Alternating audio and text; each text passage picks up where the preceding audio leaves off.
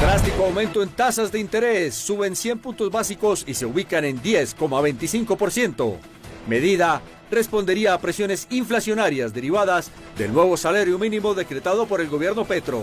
El gobierno responde y cuestiona la medida del Banco de la República. Minhacienda dice que es una represalia por el nuevo salario mínimo vital. Otro ministro de Justicia en el gobierno de Gustavo Petro. Sale de la cartera Andrés Hidárraga y entra el profesor Jorge Iván Cuervo Restrepo. Suspensión de la emergencia económica frena el recaudo de varios impuestos decretados por el gobierno nacional. Gobernadores celebran. Arremetida del presidente de la ANDI, Bruce McMaster, contra el gobierno nacional por declaraciones sobre la caída de la emergencia económica. Denuncian maratón de contratos en el gobierno Petro. Más de 5 billones en 85.000 contratos en tan solo 28 días de este 2026. Expansión histórica en filas de grupos armados. 5.000 guerrilleros más en tan solo un año. Clan del Golfo se expande sin límites a pesar de diálogos de paz. Comisión de Regulación de Comunicaciones tiene nuevo director. El economista Felipe Augusto Díaz llega en un momento clave para la entidad y la televisión pública y privada. Estos son sus retos. Desempleo en Colombia cierra el 2025 en 8,9%, la tasa más baja en 24 años. Luto en Hollywood tras la muerte de la reconocida actriz Catherine O'Hara. En las noticias del entretenimiento, las razones por las que será recordada como un ícono de la comedia. El Banco de la República se reunió por primera vez en este 2026 para definir el rumbo de la política monetaria en la recta final del gobierno del presidente Gustavo Petro. El emisor subió la tasa de interés 100 puntos básicos, llevándola al 10,25%. Después de 9 meses, el Banco de la República volvió a subir las tasas de interés, las cuales pasan de 9,25% al 10,25%. La decisión mayoritaria se dio como consecuencia del aumento en las expectativas de inflación, que para este año se elevaron de 4,1% al 6,3%. La mayor expectativa de precios se da por ese traslado del alza del 23% en el salario mínimo, que pega en la mayoría de los grupos de gasto. El propósito del ajuste fuerte que se hace en la tasa de interés de política en el día de hoy es precisamente facilitar que las perspectivas de inflación más allá de 2026, para 2027 y los años subsiguientes, se mantengan alineadas con nuestra meta, que la perspectiva sea que en el 2027 podamos estar retornando hacia inflaciones en el rango admisible de 2 a 4%, algo que desafortunadamente no vamos a lograr en 2026. Y para que eso permita no solo mantener el poder adquisitivo de los hogares, sino también mejorar la capacidad de financiamiento de las empresas y del propio gobierno. El gerente del emisor fue claro en su mensaje de defensa de las funciones del banco para mantener controlada la inflación y las tareas que entregó la Constitución del 91. No había un banco central independiente que garantizara que eso no se transmitiera fácilmente a inflación.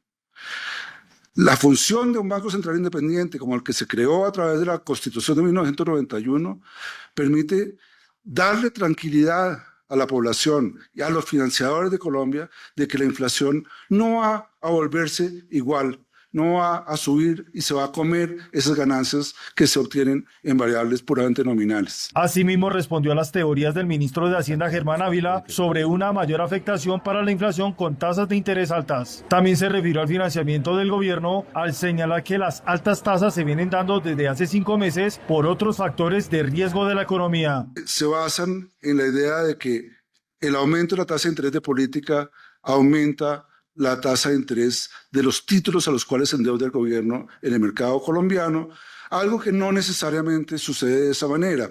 Lo cierto es que un aumento no de 100 puntos básicos, que es el que está haciendo la Junta Directiva en el día de hoy, sino de más de 200 puntos básicos en las tasas de interés de los títulos de deuda pública del gobierno, se ha presentado a lo largo de los últimos 4 o 5 meses. Este año no se cumplirá la meta de inflación del 3%.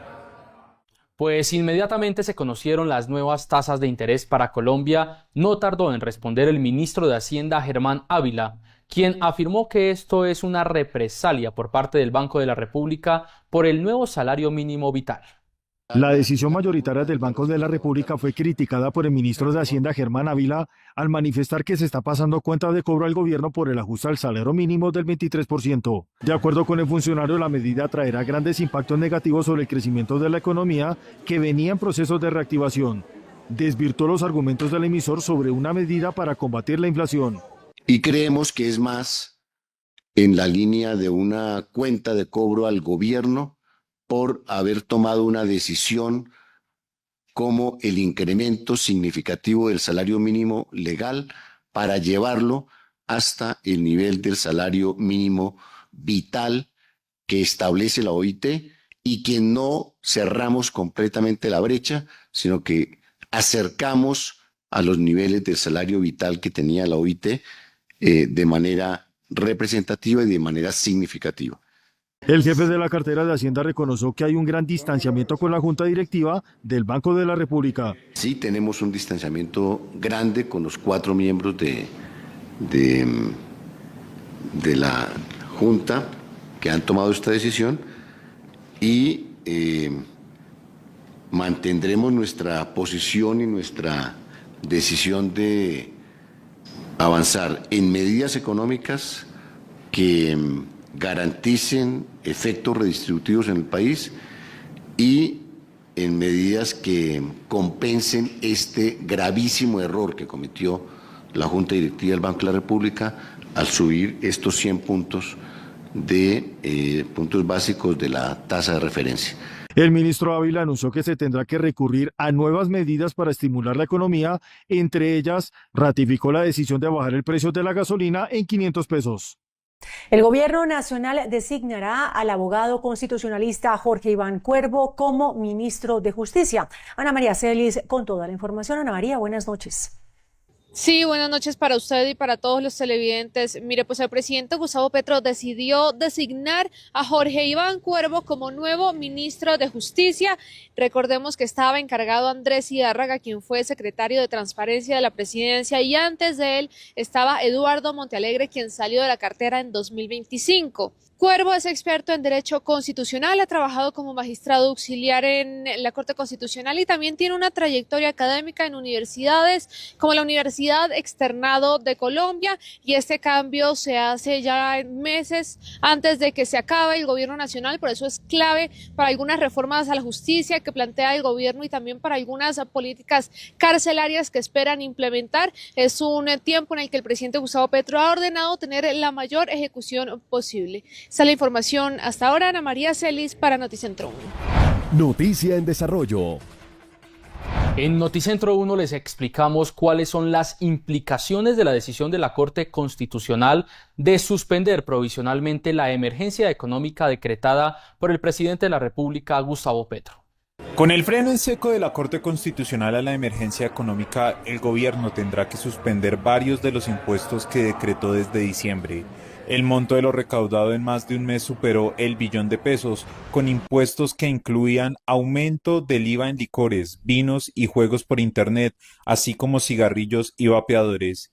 El impuesto para envíos de mercancías desde el extranjero, que se veía reflejado especialmente en plataformas tecnológicas. Con la orden de la Corte también se suspende la sobretasa al sector financiero, el impuesto a los bienes de lujo y el impuesto especial a hidrocarburos y carbón. Con la suspensión provisional de la Corte, ahora los magistrados tendrán que iniciar la discusión de fondo sobre la emergencia para definir si el decreto base es constitucional o sigue la línea de la ponencia de Carlos Camargo, que expone una aparente falta de argumentación por parte del gobierno sobre la necesidad de la emergencia, así como un desconocimiento a las funciones del Congreso. La suspensión provisional del decreto de emergencia económica del Gobierno Nacional por parte de la Corte Constitucional generó una dura reacción por parte del presidente Gustavo Petro. La Corte Constitucional suspendió de manera provisional el decreto de emergencia económica y tras el fallo el mandatario aseguró que hundirlo trasladará el costo de la crisis a la sociedad y advirtió que la deuda pública podría encarecerse si se frena el recaudo de los nuevos impuestos. Petro también cuestionó a la Corte por, según él, prejuzgar sin estudiar a fondo las razones del gobierno y por suspender medidas que buscaban aumentar la tributación de los sectores más ricos. Volveremos a lo mismo, pero en una cantidad mayor. Los nuevos ingresos deberán salir de los megarricos. Finalmente, insistió en que no permitirá recortes al gasto social ni a los presupuestos de defensa y seguridad porque aseguró es inconstitucional y riesgoso. Cerró su mensaje señalando que el debate de fondo lo definirá la sociedad colombiana. Uno de los gremios económicos más importantes del país, la ANDI, con su presidente Bruce McMaster, también se refirió a la suspensión provisional de la emergencia económica en Colombia, arremetió contra el gobierno nacional. La decisión de la Corte Constitucional de suspender el decreto de emergencia económica de forma provisional fue celebrada por el sector empresarial al manifestar que se evitó un impacto sobre la economía nacional. El presidente de la ANDI, Bruce McMaster, sostuvo que el procedimiento del gobierno no fue el adecuado a iniciativas que ya habían sido negadas por el Congreso de la República. Esto es muy importante, y es importante desde el punto de vista constitucional, desde el punto de vista del Estado de Derecho, desde el punto de vista, por supuesto, de la separación de poderes también, porque estos impuestos habían sido ya discutidos por parte del Congreso de la República, ya habían sido negados, ya habían sido, de alguna forma no habían sido aprobados por el Congreso de la República, porque entre otras cosas el Ejecutivo debe entender que cuando no le son aprobados los impuestos o cualquier ley, para eso los lleva al Congreso, pues significa que no los puede pasar adelante. Entonces intentar hacerlo mediante un mecanismo constitucional extraordinario, pues no es procedente. El dirigente calificó de falsas las declaraciones del ministro del Interior, Armando Benedetti, al señalar que de 4 impuestos de la emergencia, al menos 3 afectaban al consumidor. Yo diría que es falso que los impuestos que se iban a cobrar con base en la emergencia económica eran impuestos que no iban a pagar los contribuyentes. 3 de cada 4 pesos que se iban a recaudar iban a ser pagados por el contribuyente. El gran beneficiado realmente de que estos impuestos no se vayan a cobrar porque puedan terminar siendo inconstitucionales es el contribuyente colombiano. Se espera medidas de fondo por parte de la Corte Constitucional. Eduardo Verano, gobernador del Atlántico, también se pronunció sobre la suspensión provisional del decreto de emergencia económica. La decisión de la Corte Constitucional de suspender temporalmente el estado de emergencia económica y que deja sin piso medidas como el IVA del 19% a licores, vinos y aperitivos, que generó rechazo por el riesgo en las ventas y recaudos, fue bien recibida por el gobernador del Atlántico, Eduardo Verano. Dijo que defender la autonomía es asegurar que las soluciones del país sean legítimas. Es una señal clara de respeto por los límites constitucionales y el orden institucional. Analistas económicos creen que es un buen momento para que el gobierno asuma nuevas medidas que permitan subsanar el déficit fiscal. Es razonable ya que el gobierno, vía sustitución de lo que tenía como reforma tributaria, estaba estableciendo unos mecanismos vía decreto. Eso iba a tener unos efectos perjudiciales, sobre todo en el bolsillo de muchos colombianos. Desde el gobierno, el presidente Petro y el ministro del Interior, Armando Benedetti, señalaron que la medida de la Corte protege a los más ricos del país. Se evitan impactos negativos en la economía regional. Así lo afirmó la gobernadora de Valle del Cauca, Dilian Francisca Toro, al conocerse la suspensión provisional de la emergencia económica. La gobernadora Dilian Francisca Toro aseguró que la suspensión provisional del decreto de emergencia económica es una decisión acertada. Señaló que es consecuente con la postura que han tomado los mandatarios regionales. Y muy oportuna porque esto nos iba a generar unos impactos muy negativos en nuestros territorios, sobre todo en lo que tiene que ver con la salud, para el pago de régimen subsidiado que es para los pobres a la ADRES. La educación y el deporte también se verían afectados con la emergencia económica, según la mandataria. Para el pago, por ejemplo, de la alimentación escolar, el transporte y, por supuesto, para el deporte, que también nos afectaría estos recursos. Por eso, nosotros, desde la Federación de Departamentos, habíamos solicitado la suspensión del decreto. De acuerdo con las autoridades, el impuesto proyectado en la emergencia económica para los licores podría afectar la comercialización del mismo en un 47%. Sobre la suspensión del decreto de emergencia económica por parte de la Corte Constitucional, la Federación Nacional de Departamentos también hizo su pronunciamiento. Luego del anuncio de la Corte Constitucional sobre la suspensión del decreto 1390 de 2025, el gobernador del departamento de Córdoba y presidente de la Federación Nacional de Departamentos se pronunció al respecto. Los gobernadores y gobernadoras del país acogemos con profundo respeto la reciente decisión por parte de la Honorable Corte Constitucional como garante y guardián de la Constitución del 91, que busca una efectiva separación de poderes, independencia de la justicia y un pilar fundamental que es la verdadera autonomía y descentralización de las regiones de Colombia. Sin embargo, se resalta que la decisión está suspendida provisionalmente hasta tanto la Sala Plena de la Corte Constitucional profiera una decisión de fondo. Otra región del país también celebró la suspensión provisional de la emergencia económica, esta vez en el departamento de Caldas. Referente a la decisión de la Corte Constitucional de suspender provisionalmente los decretos derivados de la emergencia económica desde el Palacio Amarillo de la Gobernación de Caldas, habló el gobernador del departamento calificando esta decisión como asertiva para la región y el país. Lo que pasa es que este decreto de emergencia económica tocaba las finanzas de los departamentos profundamente. En el caso de Caldas, un departamento productor de licores, el daño iba a ser mucho mayor que otros departamentos, aunque a todos nos tocaba el decreto de emergencia económica. Nosotros calculamos para este año 2026, sin el decreto, unos excedentes de algo más de 100.000 millones de pesos, de ellos 60%, 60.000 millones, 58, 60.000 millones. Gutiérrez explicó que sin la aplicación del decreto, el departamento proyectaba para el año 2026 excedentes superiores a los 100.000 millones de pesos, de los cuales cerca de 60.000 millones se destinarán a sectores como salud, educación y deporte. Por medio de su cuenta de X fue explícito y respetó la decisión del gobierno, sin embargo demostró su descontento. Abro comillas, la suspensión provisional del decreto de emergencia económica representa un alivio para las finanzas de los departamentos. Somos respetuosos del ordenamiento jurídico colombiano y conscientes de las dificultades fiscales del gobierno nacional. Este momento invita al diálogo y a construir alternativas que no afecten los presupuestos territoriales ni la inversión social ya proyectada.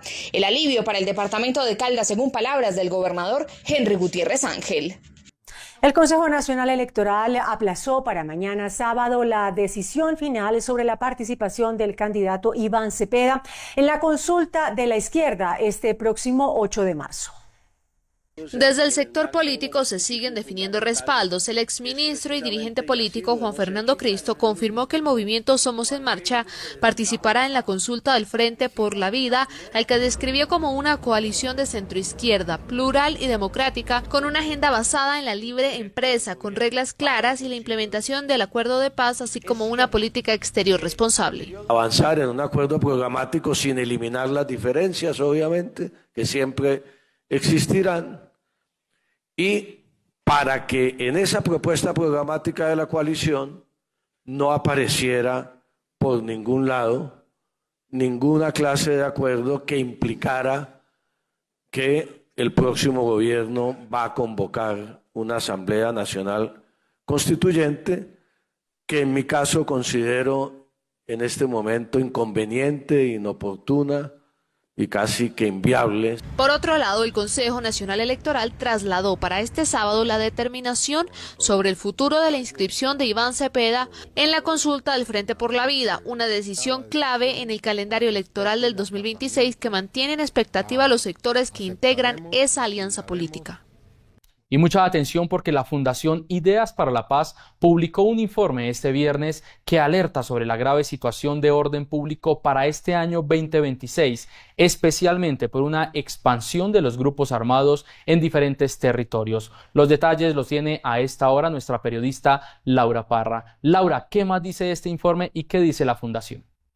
Así es, Sticky Televidentes, pues mire, según el informe de Ideas para la Paz, los grupos armados siguen aumentando en cifras históricas. Aseguran además que el Estado no ha podido recuperar el control territorial. Esto dice el informe. La señal más preocupante es el fortalecimiento imparable de las estructuras ilegales. A diciembre de 2025, el país cerró con más de 27.000 integrantes en grupos armados. Hubo un aumento cercano al 23,5% en su pie de fuerza. Entonces vemos que en un año más o menos el crecimiento de estos grupos, en total todos los grupos, fue de 5.000 personas aproximadamente. El informe pone el foco sobre una contradicción política. El Clan del Golfo fue el grupo que más creció a pesar de estar en acercamientos de paz. Únicamente en un año creció un 30%. Eso quiere decir que en un año sumó a sus filas cerca de 2.300 personas. Y el Clan del Golfo en general ha sido el grupo armado que más ha crecido y de manera más fuerte durante el gobierno Petro. El 2025 fue el año con más disputas armadas de la década. Los enfrentamientos crecieron un 34% y hoy hay 13 zonas del país en guerra activa, casi el doble de los que existían al inicio del gobierno Petro. Los incrementos en los enfrentamientos entre grupos armados ilegales que crecieron un 34%, y recordemos que estos escenarios o estas regiones que están afectadas por disputas de actores armados son justo los focos de desplazamiento forzado y de confinamiento en el país. Esto ha generado unas alarmantes afectaciones. Aunque la fuerza pública aumentó sus acciones, el informe advierte que se actúa tarde, evidenciando una falla crítica en la inteligencia militar.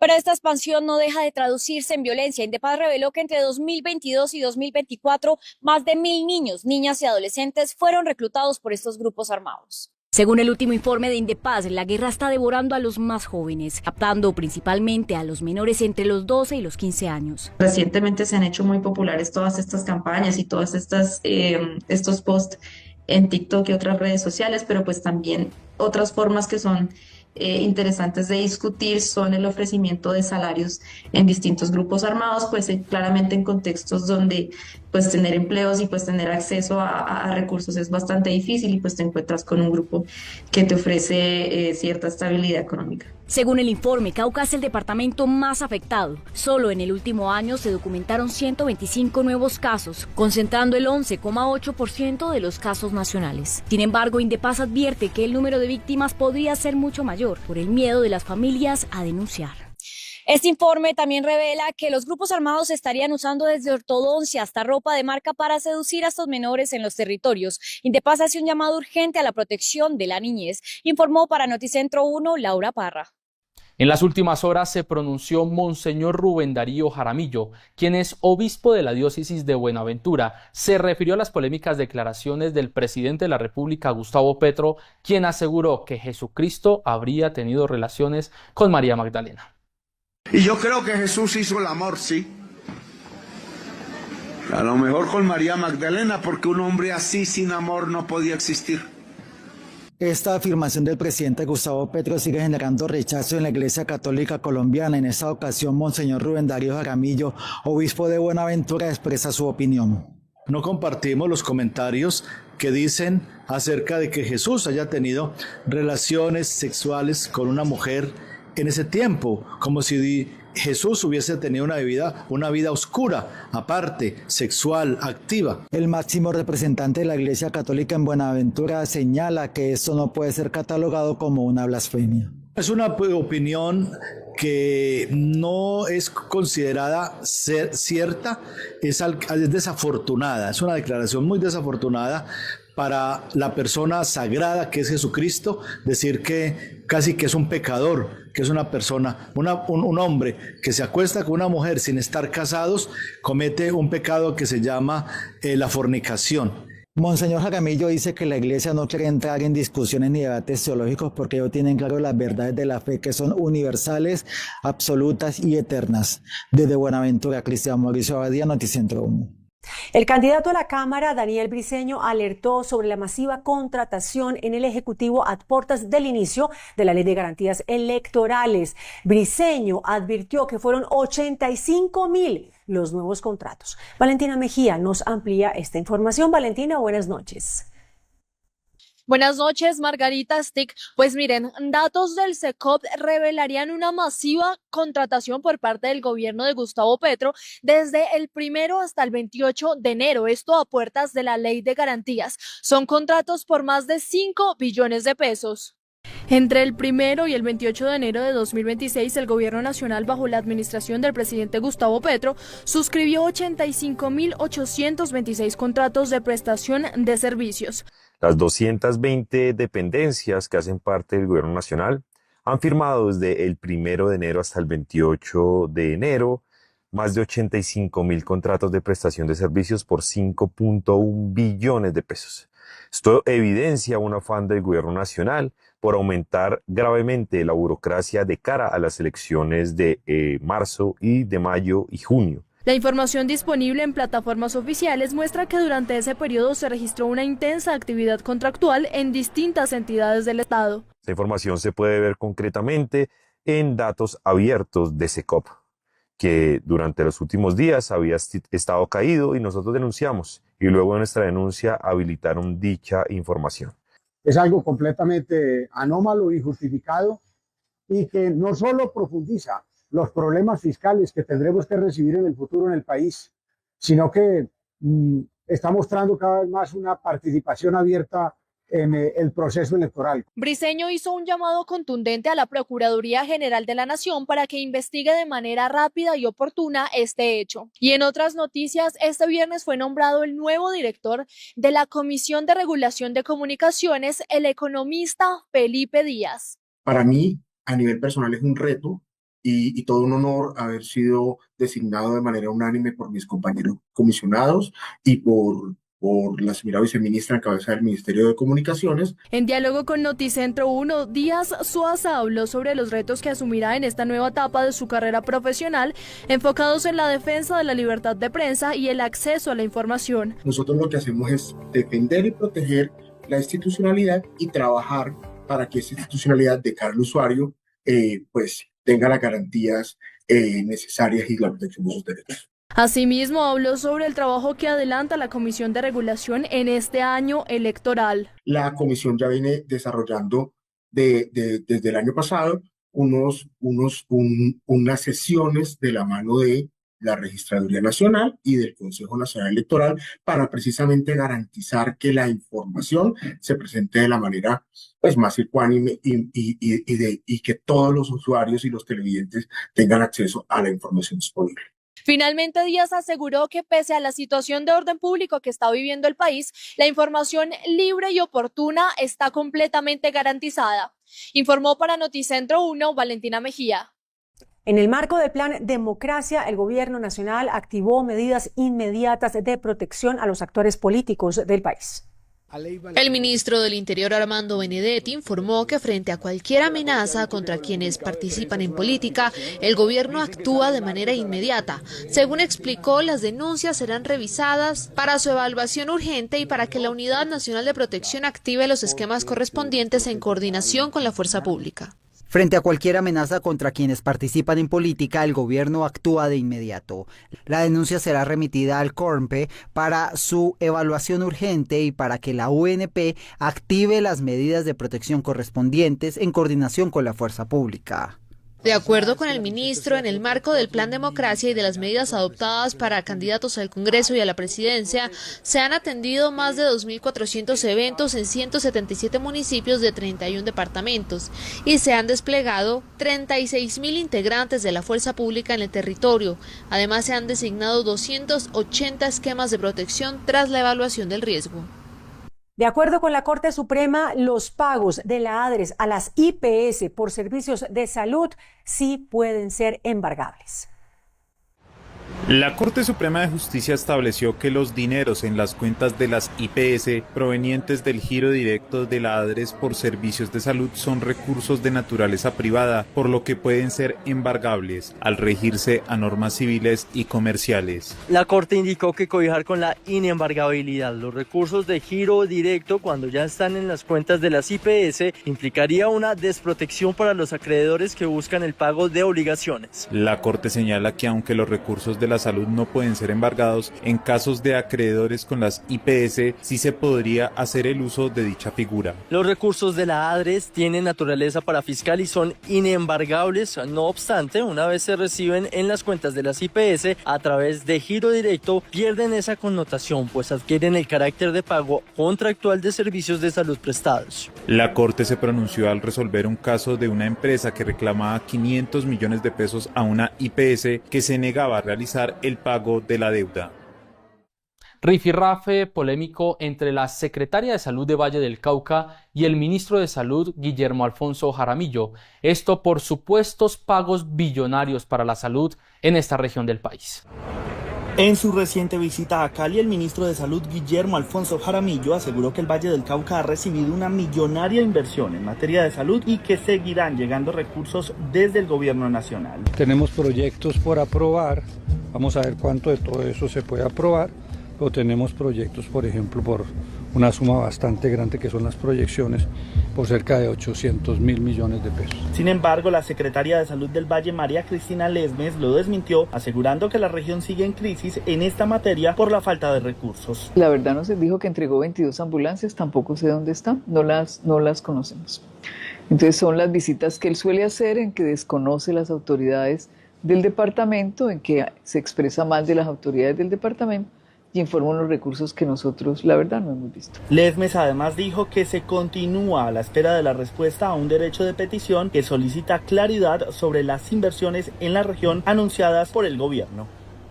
Ya son 4 meses sin recibir medicamentos los pacientes con VIH. En este momento se está presentando una crisis por complicaciones en la salud.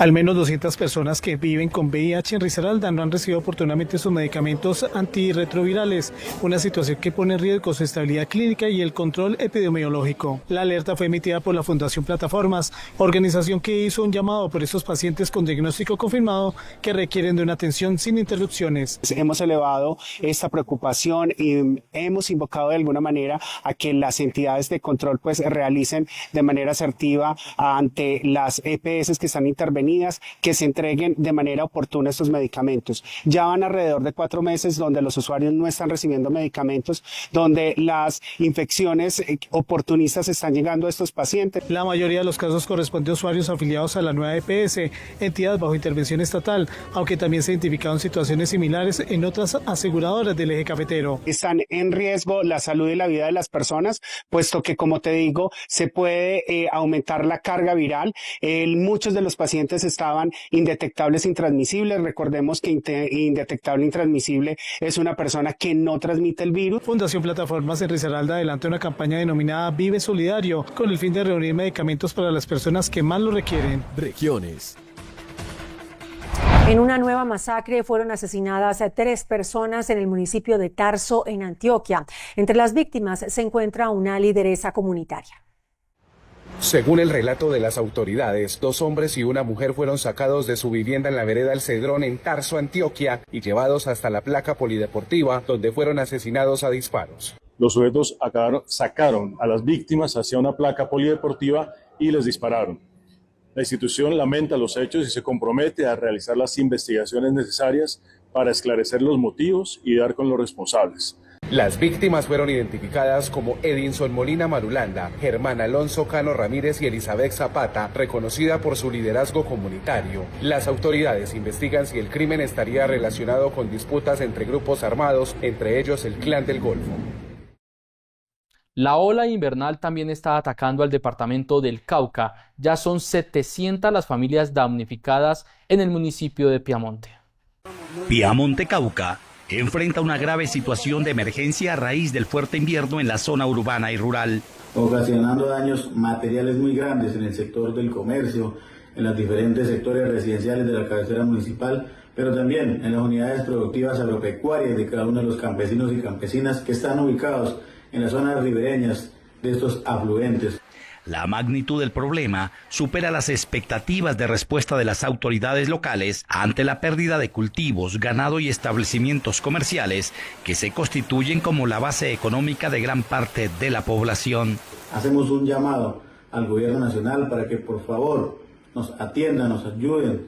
Bajo el principio de subsidiariedad podamos llegarle a todas esas familias que esperan con ansias cualquier atención de parte de la Unidad Nacional de Gestión del Riesgo. Igualmente hago un llamado al INVIAS Nacional, al Consorcio Vías Colombia, para que nos apoyen para poder rehabilitar la vía nacional 6501 que comunica nuestro municipio de Piamonte con el Caquetá y también con el Putumayo. Las evaluaciones de daños continúan en curso y desde la Oficina de Gestión del Riesgo de la localidad se trabaja en la implementación de medidas preventivas ante futuras eventualidades. Bogotá. En Bogotá hay alarma por el incremento en los hechos de violencia intrafamiliar con cifras que no se veían desde 2019.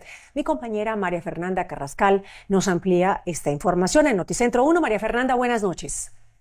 Buenas noches, Margarita. Así es, y es que el más reciente informe de Bogotá Cómo Vamos señala que el 2025 fue el año con mayor registro de casos de violencia intrafamiliar en los últimos 7 años. Es más, en total fueron registrados más de 48.000 casos. La violencia intrafamiliar marcó el mayor nivel desde 2019 con 48.816 casos, un aumento del 10%. Según el informe, esto se debería a una mayor denuncia. Sin embargo, esta hipótesis la pone en duda la encuesta de percepción ciudadana de 2025, que señala que ahora son menos las mujeres que denuncian este delito. Continúen con más información. Informó para Noticentro 1 María Fernanda Carrascal. De acuerdo con el DANE, la tasa de desempleo en Colombia bajó al 8.9% al cierre de 2025. El Departamento Administrativo Nacional de Estadística DANE presentó las cifras del mercado laboral al cierre de 2025. Solo en el mes de diciembre la tasa bajó a niveles del 8% frente al 9,1% del mismo periodo del año anterior. Las cifras son las mismas bajas para esta variación en los últimos 24 años. La tasa de ocupación alcanzó 8%. La tasa global de participación fue 64,3% y la ocupación 59,2%. La tasa de desocupación desestacionalizada para este diciembre también alcanzó 8,3%. Tanto la del mes como la desestacionalizada son las mínimas que tenemos desde que es posible hacer la comparación, que es desde 2001. La funcionaria señaló que por población durante 2025, más de 23.827.000 colombianos tuvieron un puesto de trabajo. Un año atrás la cifra representaba 23.036.000 personas, es decir que se generaron más de 791.000 nuevas actividades. Los sectores de mayor generación fueron alojamiento y servicios, seguidos de la industria manufacturera y la administración pública. El DANE también destacó la reducción en el desempleo por género. Para el total nacional, en diciembre alcanzó 3,7 puntos porcentuales. Recordemos, la tasa de desocupación masculina fue de 6,4% y la femenina de 10,1%, mientras que en las 13 ciudades y sus áreas metropolitanas esta brecha es menor, 1,9 puntos porcentuales. La tasa de desocupación de los hombres alcanza 6,9% en las 13 ciudades y la de las mujeres 8,8%. Las ciudades con menor desempleo fueron Bogotá, Villavicencio y Pereira. En contraste, las de mayor desocupación fueron Quibdó, Cartagena y Sincelejo. En otra noticia económica, el Ministerio de Trabajo hizo requerimientos a 2 grandes grupos empresariales, a Nutresa y Aquala. El Ministerio del Trabajo recopiló y analizó denuncias por presuntas malas prácticas laborales en la venta de productos como Bonais y Vive 100. Según la investigación, personas en condición de vulnerabilidad habrían sido utilizadas como vendedores ambulantes sin contrato, sin seguridad social y sin un salario digno. La actuación se originó tras la denuncia de Óscar Benavides, abogado y exvendedor ambulante, quien advirtió sobre relaciones laborales encubiertas que afectarían a miles de colombianos. Denunció un modelo de esclavitud moderna, vendedores que generan ganancias millonarias, sin contrato, sin prestaciones y sin derechos laborales. Durante años a estos vendedores nunca les han garantizado sus derechos laborales. El Ministerio del Trabajo dio un plazo de 5 días a Koala y al grupo Nutresa para que respondan y entreguen pruebas. De no hacerlo, podrían enfrentar sanciones de hasta 100 salarios mínimos. En Noticentro 1, estos son los indicadores económicos. Indicadores económicos. La tasa representativa del mercado que regirá hasta el próximo lunes será de 3.671 pesos. Los profesionales del cambio compran la divisa en promedio entre 1.690 pesos y la venden entre 1.740 pesos. Un euro cuesta 4.350 pesos con 30 centavos. La libra de café en Nueva York se cotizó a $3 con 32 centavos. El precio interno se cotizó a 2.430.000 pesos la carga. El barril de petróleo WTI se cotizó en $65 con 73 centavos. La referencia Brent para Colombia se cotizó en $69 con 82 centavos. El índice de capitalización de la Bolsa de Valores de Colombia bajó 0,75% a 2.474 puntos. Bogotá vuelve a aparecer en un polémico ranking. De 10 capitales del mundo es la 7ª con el peor tráfico. De acuerdo con el más reciente índice de tráfico de TomTom, Bogotá alcanzó el 69.9% en niveles de congestión vehicular, lo que representa un aumento de 7.7% puntos porcentuales frente a 2024. Bogotá tiene una gran pérdida de horas en el tráfico como consecuencia del trancón y lo ubica en séptimo lugar entre ciudades en el mundo y segundo lugar en áreas metropolitanas. El estudio también reveló que durante 2025 un conductor en Bogotá perdió aproximadamente 153 horas atrapado en trancones. Esto equivale a 6 días y 9 horas al año. Esto se debe principalmente a la insuficiencia de la malla vial frente al crecimiento del parque automotor y a las dificultades que enfrenta el mantenimiento y la construcción de vías. Cabe mencionar que este índice solo mide la experiencia de quienes viajan en carro, lo que corresponde al 14% del total de los viajes en Bogotá. Para el caso de la capital del país, la velocidad promedio de desplazamiento fue de 18.9 kilómetros por hora y en una hora pico recorrer 4.7 kilómetros puede tomar alrededor de 15 minutos. Entretenimiento. Hola, bienvenidos a las noticias del entretenimiento. Los saludo desde el Teatro Jorge Eliezer Gaitán, donde avanza la segunda jornada de la edición número 17 del Festival Centro. En escena estamos escuchando a Nico Yembe, gran maestro de la cultura del Pacífico. De esto estaremos hablando más adelante, porque comenzamos con una triste noticia que enluta al mundo del entretenimiento. El fallecimiento a los 71 años de la emblemática actriz Catherine O'Hara. Hollywood despide a una de sus figuras más conocidas, la actriz Catherine O'Hara, quien falleció hoy en Los Ángeles a los 71 años. Con una carrera de casi medio siglo, la artista no solo fue en varias oportunidades nombrada como la mujer más bella del entretenimiento, sus interpretaciones también dejaron huella en varias décadas y generaciones que crecieron viéndola. Hizo parte de alrededor de 110 producciones, no le quedó nada por hacer, estuvo en el cine, la televisión, el teatro, escribió, dirigió y hasta prestó su voz para darle vida a icónicos personajes de la animación moderna. Según su familia, falleció por causas naturales mientras dormía en su casa. Horas después, las reacciones siguen invadiendo las redes sociales, alabando su talento para los roles cómicos y reviviendo algunas de sus escenas más clásicas. Entre otros papeles, en Colombia su nombre comenzó a hacerse famoso por películas como Beetlejuice de 1989, papel que repitió en la secuela de 2024, y como la olvidadiza mamá de Kevin McAllister en las 2 primeras entregas de Mi Pobre Angelito, papel que terminó de darle fama mundial. Baby, they couldn't come. They wanted to so. En su carrera también logró dar vida con su voz a la famosa Sally de El extraño mundo de Jack. My dearest Jack. Recientemente logró varios premios y nominaciones con su participación en series cómicas como Schitt's Creek y la última que pudo realizar de estudio para Apple TV Plus, que actualmente es una de las más vistas del streaming. Hoy el mundo del entretenimiento la despide y desde ya la recuerda como una de las figuras más importantes de la comedia moderna.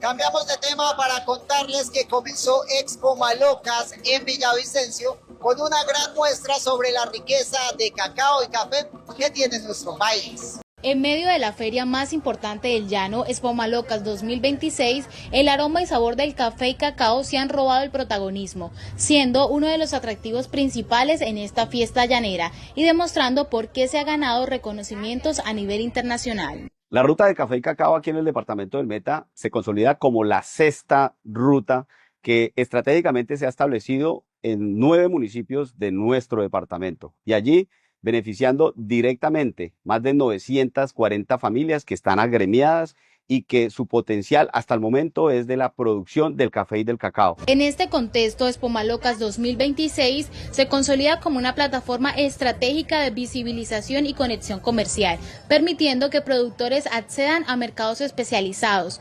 encadenamientos agroindustriales y fortaleciendo las oportunidades del sector.